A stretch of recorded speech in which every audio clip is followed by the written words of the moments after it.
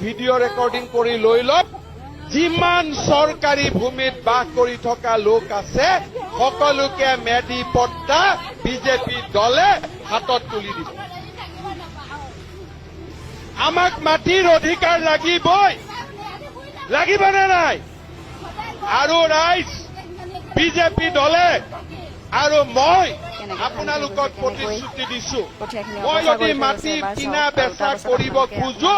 15ৰ পৰা 30 দিনৰ ভিতৰত এছডিচিয়ে পাৰমিশন দিব লাগিবই দিব লাগিবই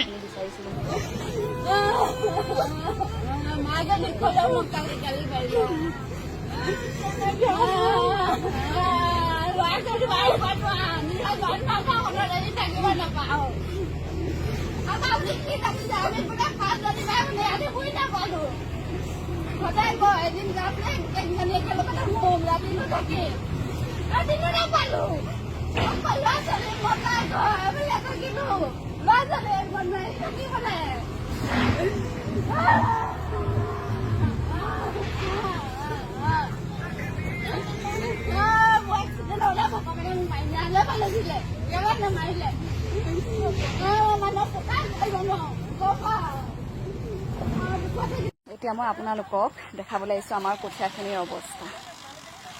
আপোনালোকক মই এনেই প্ৰথম এপাক ঘূৰোঁতেহে দিছিলোঁ ভিডিঅ'টো আৰু এতিয়া তাৰ পাছত আমাৰ কঠীয়াখিনি কি অৱস্থা কৰি থৈ গ'ল চাওক এবাৰ এয়া চাওক দেখা পাইছেনে এয়া তুলিব পৰা অৱস্থাত নাই কিমান কেনেকৈ খান্দি থৈ গৈছে কেনেকৈ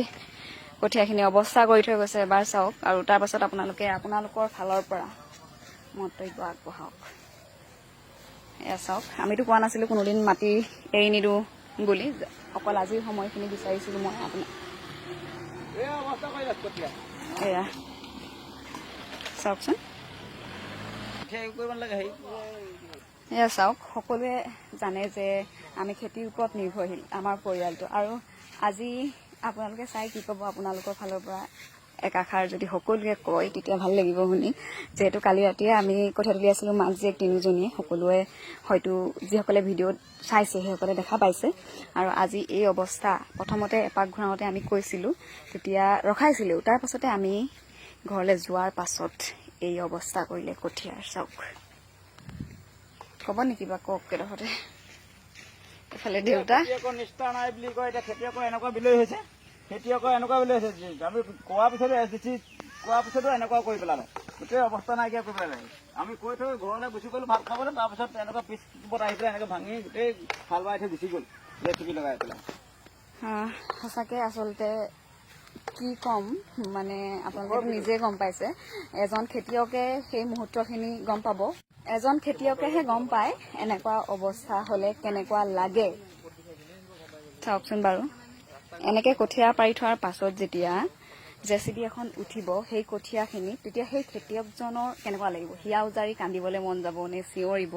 নে কাৰোবাক ৰখাবলৈ যাব কি কৰিব কওকচোন সেইটো সময়ত আৰু সেই পৰিস্থিতিৰ সন্মুখীন আজি আমি হ'লোঁ সঁচাকৈ বহুত বেছি বেয়া লাগিছে আৰু এতিয়া বেয়া লাগিও উপায় নাই যিহেতু আমি ৰিকুৱেষ্ট কৰিব পাৰোঁ অনুৰোধ কৰিব পাৰোঁ তাৰ বাহিৰে আমি একো কৰিব নোৱাৰোঁ এয়া চাওক এফালে বাইদেউ বহি আছে সেইফালে দেউতা আৰু আজি আমাৰ এনেকৈ কঠীয়া তুলিটোৱে দেখালোঁ আপোনালোকক কেনেকুৱা লাগিছে বাকী আপোনালোকে সকলোৱে কমেণ্ট এটা কৰি জনাব কিবা কবি নি এই বিষয়ত কিনো ক'ম ইমান ভালকৈ সিহঁতক কোৱাৰ পাছত এনেকুৱা কৰি থৈ গ'ল দেখিলে মানে এখন চাব নোৱাৰা দৃশ্য হৈ আছে দেখিলে দুখ লগা কাৰণ সেইটো এজন খেতিয়কেহে বুজি পাব পাৰিছিলে বা কিমান কষ্ট কৰি পাৰিছিলোঁ এজন খেতিয়কেহে গম পাব মানে ইয়াৰ কি কৰি আছোঁ কি কৰিছিলোঁ এতিয়া এয়া কৰি মানে এতিয়া বহুতে ক'ব কিয় চৰকাৰী মাটিত কৰিছিলি সেইটো কথা মানে উত্তৰ এতিয়া আপোনালোকক ইমান সৰুকৈ দিব নোৱাৰোঁ মানে আপোনালোকে হয়তো ফোনটোলৈ আহিব লাগিব নহ'লে আমাক ফোন কৰিব লাগিব এইটো এনেকৈ দিব পৰা নহয় কিয় কৰিছিলি তোৰ মানে উত্তৰ আমাৰ ওচৰত এতিয়া বৰ্তমান নাই আৰু কিমান বছৰ পৰা খাই আছিলোঁ সেইটোতো ক'বলৈ গ'লেতো চাগে আমাৰ আজু ককাহঁতৰ দিনৰ আগৰ পৰাই এডোখৰ মাটি খাই থকা আমি এইটো কোৱা নাছিলোঁ যে আমাক মাটিডোখৰ দিয়ক জাষ্ট আমি কৈছিলোঁ যে আমি কঠীয়াখিনি উঠাই ল'বলৈ আমাক অকণমান সময় দিয়ক আজিয়ে উঠাম বুলি কৈছোঁ যিহেতু আগবেলা ৰ'দৰ কাৰণে উঠাব পৰা নাছিলোঁ অলপ আৰু কালি ৰাতিটো আমি তুলিছোঁ কালি ৰাতিটো যিহেতু কঠীয়া গোটেই ৰাতি কঠীয়া উঠাই আছোঁ হাত বিষ সেইটো কাৰণে অকণমান ৰেষ্ট লৈ পিনি কঠীয়াটো উঠাম বুলি ভাবি আছিলোঁ যিহেতু আমি কি কয় জেৰুৱাও নিজে উঠাই দিছিলোঁ জেৰুৱা আঁতৰাই নিজে গৰু ছাগলী ৰখি আছিলোঁ তাৰ পাছত এনেকুৱা অৱস্থা কৰি থৈ গ'ল মানে সিহঁতৰ মানৱীয়তাৰ গুণটো আছেনে নাই মানে মোক সেয়াও সুধিবলৈ মন যায় এনেকুৱা ধৰণৰ মানুহ থাকিব লাগেনে? মানে এটি কুকুৰতকৈ অধম ক'বলৈ বাকী নাই ইহঁতক। নিজৰ বিবেক বোলা বস্তুটো আচলতে নাই। এয়া দেখিছেনে? আপোনালোকে নিজে কওক কেনেকুৱা লাগিছে এইখিনিক দেখি। আৰু মই এতিয়া বৰ বেছি নকওঁ, আপোনালোকলৈ আগবঢ়ালোঁ। মই এতিয়া ভিডিঅ'টো ইমানখিনিতে সামৰি দিওঁ। আপোনালোকে চাই কেনেকুৱা পালে সকলোৱে কমেণ্ট কৰি জনাব।